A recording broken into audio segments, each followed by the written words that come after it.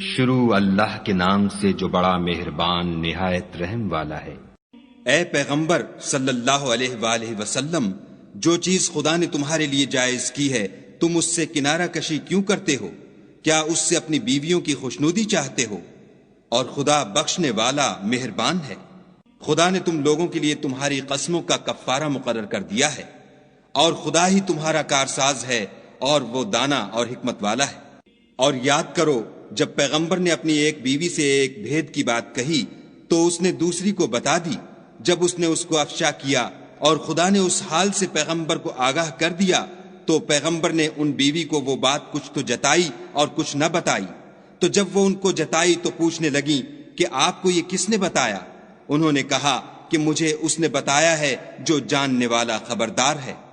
اگر تم دونوں خدا کے آگے توبہ کرو تو بہتر ہے، کیونکہ تمہارے دل کج ہو گئے ہیں، اور اگر پیغمبر کی ایذا پر باہم اعانت کرو گی تو خدا اور جبرائیل اور نیک کردار مسلمان ان کے حامی اور دوست دار ہیں، اور ان کے علاوہ اور فرشتے بھی مددگار ہیں۔ اگر پیغمبر تم کو طلاق دے دیں تو عجب نہیں کہ ان کا پروردگار تمہارے بدلے ان کو تم سے بہتر بیویاں دے دے۔ مسلمان، صاحب ایمان، فرما بردار، توبہ کرنے والیاں، عبادت گزار، روزہ رکھنے والیاں، بن شوہر اور کنواریاں۔ مومنوں، اپنے آپ کو اور اپنے اہل و عیال کو آتش جہنم سے بچاؤ، جس کا ایندھن آدمی اور پتھر ہیں، اور جس پر تند خو اور سخت مزاج فرشتے مقرر ہیں۔ جو ارشاد خدا ان کو فرماتا ہے اس کی نافرمانی نہیں کرتے، اور جو حکم ان کو ملتا ہے اسے بجا لاتے ہیں۔ کافرو، آج بہانے مت بناؤ، جو عمل تم کیا کرتے ہو انہی کا تم کو بدلہ دیا جائے گا۔ مومنو، خدا کے آگے صاف دل سے توبہ کرو، امید ہے کہ وہ تمہارے گناہ تم سے دور کر دے گا، اور تم کو باغ ہائے بہشت میں جن کے نیچے نہریں بہ رہی ہیں داخل کرے گا۔ اس دن خدا پیغمبر کو اور ان لوگوں کو جو ان کے ساتھ ایمان لائے ہیں رسوا نہیں کرے گا، بلکہ ان کا نور ایمان ان کے آگے اور داہنی طرف روشنی کرتا ہوا چل رہا ہوگا، اور وہ خدا سے التجا کریں گے کہ اے پروردگار، ہمارا نور ہمارے لیے پورا کر اور ہمیں معاف فرما، بے شک خدا ہر چیز پر قادر ہے۔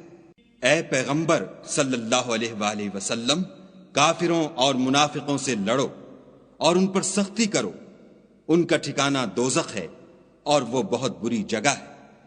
خدا نے کافروں کے لیے نوح کی بیوی اور لوط کی بیوی کی مثال بیان فرمائی ہے۔ دونوں ہمارے دو نیک بندوں کے گھر میں تھیں، اور دونوں نے ان کی خیانت کی، تو وہ خدا کے مقابلے میں ان عورتوں کے کچھ بھی کام نہ آئے، اور ان کو حکم دیا گیا کہ اور داخل ہونے والوں کے ساتھ تم بھی دوزخ میں داخل ہو جاؤ۔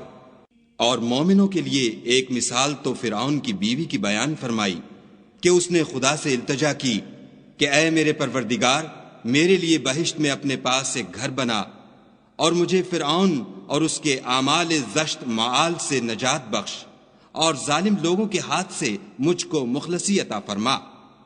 اور دوسری عمران کی بیٹی مریم کی، جنہوں نے اپنی شرمگاہ کو محفوظ رکھا تو ہم نے اس میں اپنی روح پھونک دی، اور وہ اپنے پروردگار کے کلام اور اس کی کتابوں کو برحق سمجھتی تھی اور فرما برداروں میں سے تھی۔